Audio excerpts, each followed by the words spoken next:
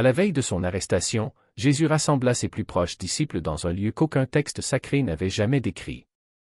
L'environnement était rempli d'un profond silence. Il les a observés un par un et a prononcé des paroles qui n'ont jamais été enregistrées dans les évangiles officiels.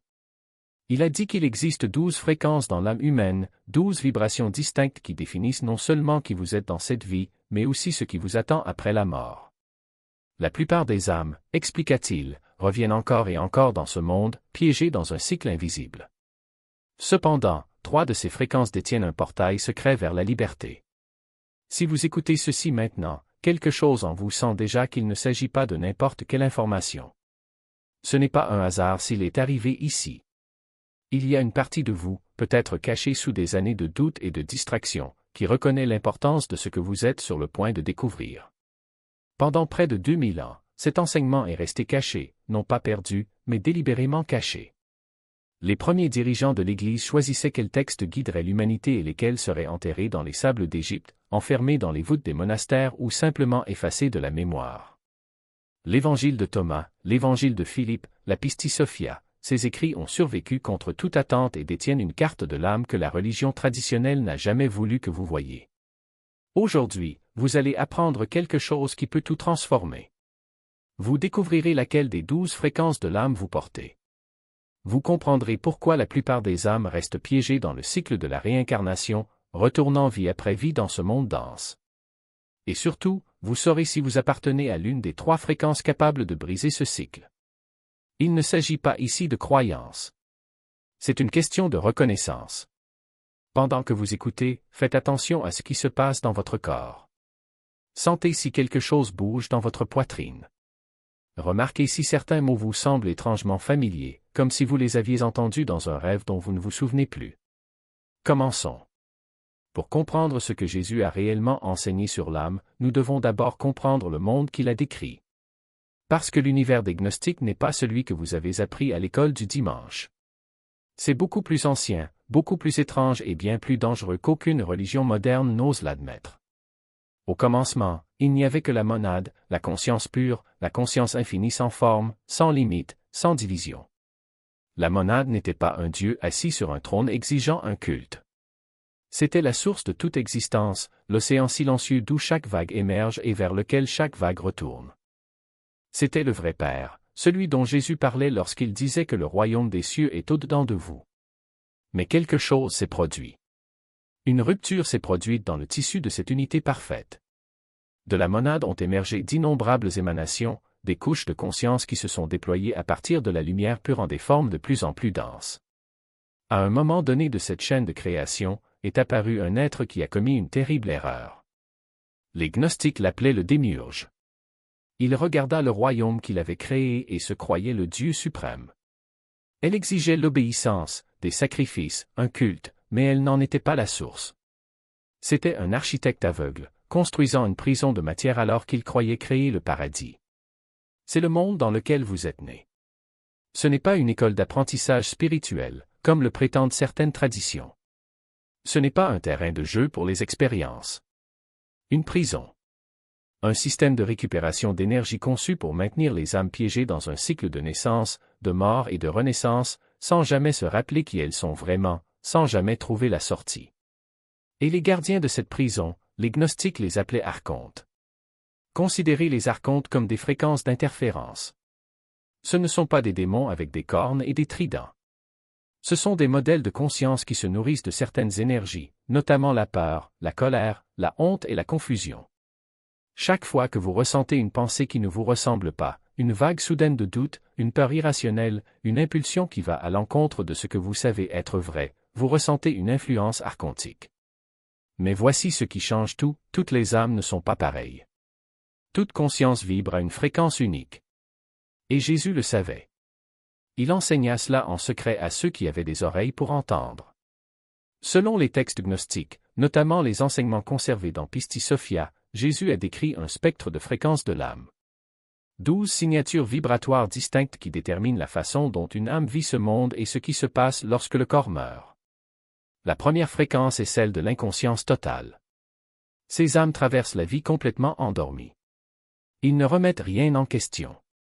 Ils ne sentent pas qu'il existe quelque chose au-delà du monde matériel. Ils mangent, travaillent, se reproduisent, meurent. Et puis ils reviennent, attirés dans de nouveaux corps par la force de leurs désirs non examinés. Il n'y a aucun mal à cela. C'est juste le niveau d'oubli le plus profond. La deuxième fréquence porte une étincelle de curiosité. Ces âmes se demandent parfois s'il y a plus dans la vie, mais le doute ne s'enracine jamais. Il cligne des yeux et s'éteint, étouffé par le bruit du quotidien. Ils reviennent également au cycle, bien que parfois avec une volonté légèrement plus forte d'éveil dans la prochaine incarnation. La troisième fréquence est marquée par la souffrance. Ces âmes ressentent profondément que quelque chose ne va pas dans ce monde. Ils vivent la vie comme quelque chose de douloureux, de déroutant, souvent accablant, mais ils n'ont toujours pas la structure nécessaire pour comprendre pourquoi.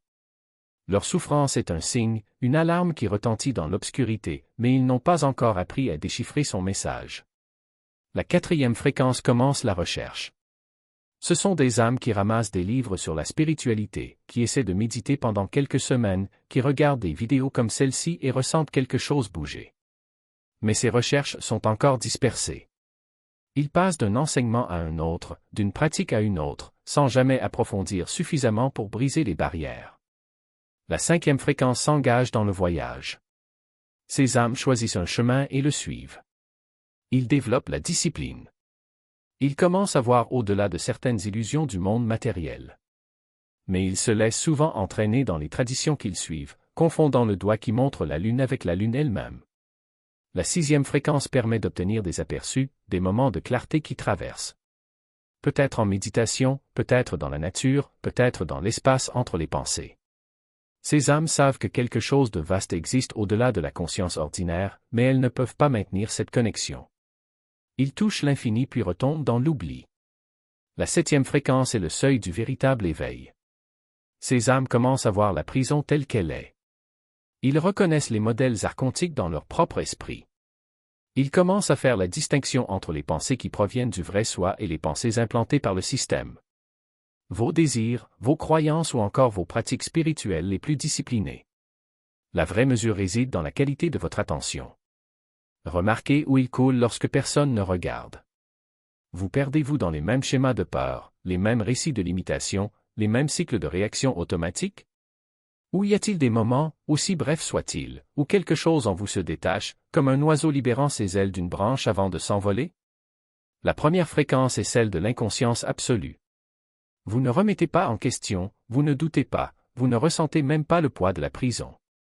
Il vit comme un somnambule, croyant que le rêve est la seule réalité. La seconde est l'éveil initial, un aperçu que quelque chose ne va pas, mais aucune force pour agir. Le troisième amène la recherche, mais toujours coincé dans le désir de réponses faciles, de gourous, de rituels qui promettent le salut sans exiger de transformation. La quatrième est celle de la lutte, où l'âme lutte contre les chaînes, mais se nourrit néanmoins du conflit lui-même. Le cinquième est l'abandon, non par faiblesse, mais par clarté, on se rend compte que résister au système est encore une manière de le nourrir. Le sixième est la pure curiosité, vous commencez à explorer les limites de la perception, mais vous retombez quand même dans l'oubli, comme quelqu'un qui se réveille un instant et se rendort. Et puis vient le septième. Ici, l'illusion ne trompe plus complètement. Vous voyez les barreaux, vous reconnaissez les gardiens, mais vous ne savez toujours pas comment franchir le portail. C'est comme être devant une porte verrouillée, vous savez qu'il y a un chemin, mais vous n'avez pas la clé. La huitième fréquence est celle de la maîtrise, vous apprenez à naviguer entre les mondes sans vous perdre, à conserver votre énergie, à ne plus nourrir les archétypes qui se nourrissent de votre désespoir. Le neuvième est celui du souvenir direct, vous touchez la monadique, non pas comme une idée, mais comme une expérience vivante. Vous savez, au cœur de votre être, que vous n'êtes pas ce corps, cette vie, cette histoire. Mais savoir ne suffit pas. La dixième fréquence est le seuil pneumatique. Ici, la connexion avec l'esprit cesse d'être un éclair et devient un état stable. Vous n'avez plus besoin de conditions particulières pour accéder à la lumière, elle est présente dans chaque respiration, à chaque pas, même dans les tâches les plus banales. Le onzième est la libération active. Non seulement vous voyez la prison, mais vous dissolvez ces murs, un à un, par des alignements précis, par des pratiques qui vous apprennent à mourir avant la mort. Et le douzième? Ici, il n'y a plus personne à libérer. L'illusion de séparation est complètement détruite. Vous n'échappez pas au cycle car il n'y a plus de « vous » à qui échapper. Le mécanisme de la réincarnation perd de sa puissance car il n'y a plus d'identité individuelle à capturer. Mais voici le point crucial, celui que les archontes ne laisseraient jamais se propager, vous n'êtes pas condamné à une seule fréquence. L'âme n'est pas un nombre gravé dans le marbre. Il pulse, il évolue, il bondit et peut faire des pas de géant lorsque les bonnes conditions s'alignent. L'histoire regorge d'exemples d'âmes qui, en un seul instant de profonde reconnaissance, ont transmué leurs vibrations pour toujours. Ce qui les maintient piégés n'est pas le manque de capacité, mais l'ignorance que la liberté est possible. Ils veulent vous faire croire que l'éveil est un processus lent et ardu réservé à quelques privilégiés. Mais la vérité est que la clé est en vous, à l'instant même. Et comment y accéder? Premièrement, reconnaître. Pas avec l'esprit, mais avec le corps.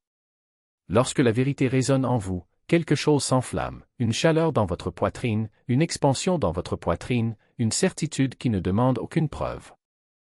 Deuxièmement, abandonnez le drame. Il ne s'agit pas de fuir la vie, mais de ne pas s'y perdre. Vous êtes l'observateur, pas le personnage. Troisièmement, la respiration. Pas n'importe quelle respiration, mais une respiration consciente, profonde, ancrée au centre de la poitrine. C'est là que l'esprit se manifeste. Quatrièmement, faire taire. Pas seulement le bruit externe, mais aussi le bruit interne, ce flux incessant de pensées qui ne sont pas les vôtres, qui ont été implantées pour vous distraire.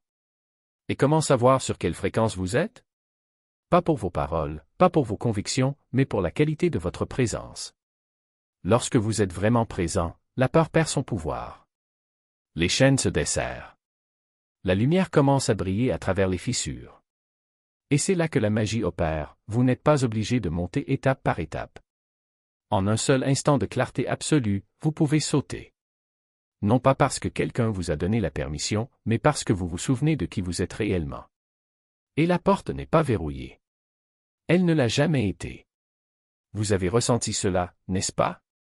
Ce moment où le monde semble s'arrêter, et pendant une seconde, vous savez non pas avec votre esprit, mais avec chaque cellule qu'il y a quelque chose de plus grand que la routine, plus grand que les factures à payer, plus grand que les attentes qui vous étouffent. Ce moment n'est pas un accident.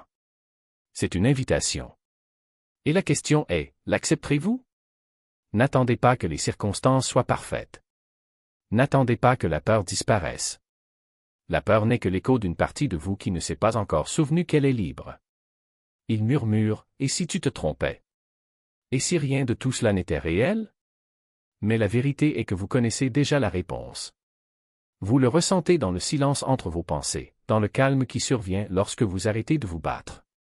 La peur n'est pas votre ennemi, c'est juste le signe que vous êtes proche. Proche de quelque chose de si vaste que l'esprit ne peut pas le contenir. Et si je te disais que tu n'as plus besoin de preuves? Que vous n'avez pas besoin de plus de livres, de plus de maîtres, de plus de techniques? Que tout ce que vous cherchez est déjà là, palpitant au centre de votre poitrine, attendant juste que vous arrêtiez de regarder et commenciez à reconnaître. Les traditions anciennes appelaient cela gnose, connaissance directe, non médiatisée par des mots ou des dogmes. C'est comme se souvenir de quelque chose qu'on n'a jamais vraiment oublié. C'est comme se réveiller d'un rêve et réaliser que l'on a toujours été éveillé. Mais voici le secret que peu de gens vous confient, l'avancement n'est pas un prix à gagner. C'est un retour. Vous ne montez pas, vous rentrez à la maison. Et chaque fois que vous choisissez la présence plutôt que la distraction, la confiance plutôt que le contrôle, l'ouverture plutôt que la résistance, vous faites un pas en avant. Pas vers un futur lointain, mais vers le présent qui a toujours été le vôtre. Ils veulent que vous croyiez que vous avez besoin de plus de temps. Cela nécessite plus de souffrance, plus d'épreuves, plus de leçons. Mais le temps est une illusion qui vous maintient coincé dans le cycle. La libération ne se produit pas plus tard, elle se produit lorsque vous arrêtez de la reporter. Quand vous décidez, à cet instant même, que vous ne vous contenterez plus de miettes de paix, d'aperçus de liberté. Lorsque vous choisissez, une fois pour toutes, vous êtes prêt à vivre comme vous vous en souvenez déjà.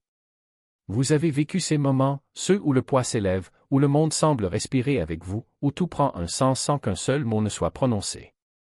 Ce ne sont pas des hasards. Ce sont des rappels. Et chacun d'eux est une clé. La question n'est pas de savoir si vous les utiliserez, mais quand. Alors, respirez profondément. Sentez l'air entrer et sortir.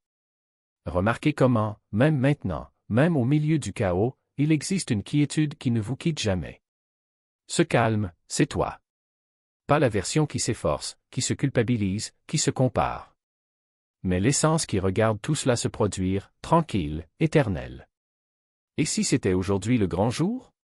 Et si, ce soir, en fermant les yeux, vous décidiez que demain vous ne vous traînerez plus dans la vie comme si vous étiez victime des circonstances? Et si, au contraire, vous vous réveilliez comme quelqu'un qui sait déjà que vous êtes le créateur de la réalité elle-même? Pas par arrogance, mais par reconnaissance. Parce qu'au fond, tu sais que c'est comme ça. Le système compte sur votre distraction. Cela compte sur votre précipitation, vos doutes, votre conviction que la liberté est quelque chose qui doit être gagné. Mais la liberté n'est pas une récompense, c'est sa nature. Et chaque fois que vous choisissez de vous en souvenir, même pour une seconde, vous affaiblissez les chaînes qui vous lient. N'attendez pas un signal plus fort. Vous l'avez déjà reçu. C'est dans ce texte, dans cette voix, dans cette résonance qui vibre en vous en ce moment. Ce n'est pas une coïncidence. C'est la synchronicité. C'est l'univers qui conspire pour vous rappeler. Alors qu'est-ce que tu vas en faire? Allez-vous l'enregistrer comme information plus intéressante? Ou allez-vous lui permettre de vous changer? Pas demain. Pas quand, les choses s'améliorent. Maintenant. Parce que la porte est ouverte. Et tu as toujours su le chemin.